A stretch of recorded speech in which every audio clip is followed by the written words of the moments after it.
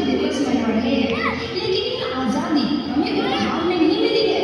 इसके लिए एक लंबी यात्रा करनी पड़ी है, आज़ादी की यात्रा। इस यात्रा में हजारों लाखों लोगों ने अपनी जान की कुर्बानी दी। 1919 जलियांवाला बाग। आज हमारे बैसाखी का दिन है, लेकिन पूरा पंजाब बैसाखी नहीं मनाएगा। हम सब बैसाखी नहीं मनाएंगे।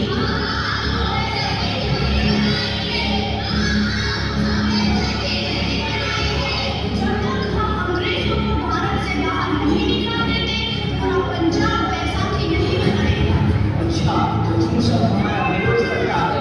भाग जाओ यहाँ से, इसका अंजाम बहुत ही बुरा होगा। हम नहीं जाएंगे, तुम रुक जाओ।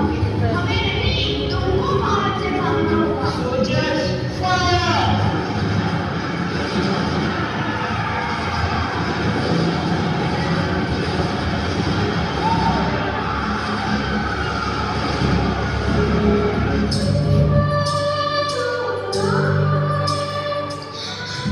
ये जमीन हमारी है, ये धरती हमारी है, ये खेत हमारे।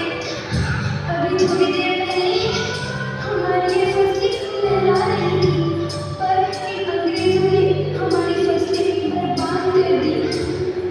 इन अंग्रेजों ने एक ही झटके में इन सब फसलों को काट दिया। अंग्रेजों, तुम्हारे इस अत्याचार से हम डरेंगे नहीं। इस अत्याचार का बदला लेकर रहेंगे। हम आजादी लेकर रहेंगे।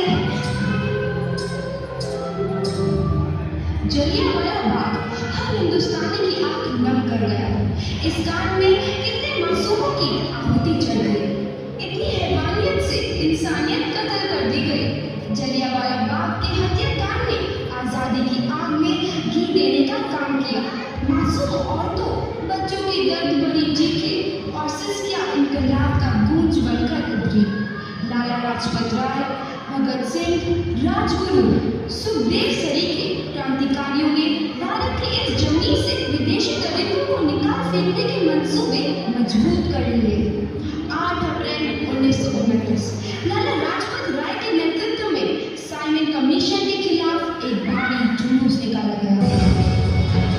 Simon commission, Simon commission, Simon commission, Simon commission, Simon commission, Simon commission, Simon commission, Simon commission, Simon commission. बेवकूफ इंडियंस, तुमको हमारी बात समझने नहीं आती। Stop please. साइमन कमीशन, नहीं मानता। I say stop this. लाला जी, आगे बढ़ो, हम आपके साथ हैं। लाला जी, संघर्ष करो, हम आपके साथ हैं। लाला जी, संघर्ष करो, हम आपके साथ हैं। लाठी चार्ज करो।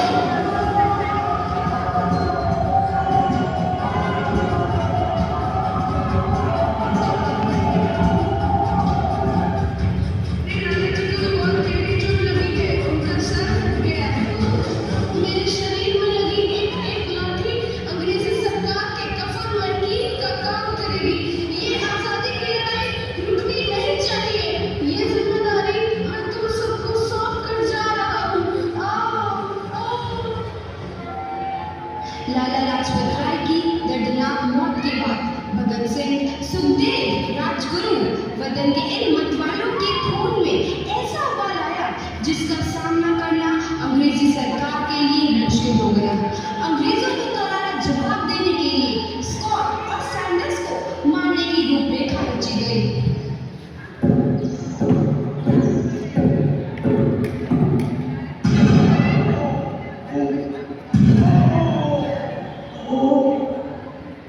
सैंडर्स मारा गया। चारों तरफ तहलका मचा था। दीवारों पर लिखा था, लाला जी की मौत का बदला ले लिया गया है। भगत सिंह समेत सभी वहां से फरार हो गए। 8 अप्रैल 1929 दिल्ली में ब्रिटिश सरकार की सेंट्रल लेजिस्लेटिव असेंबली की बैठक में 2 बम धमाके की आवाज सुनाई दी।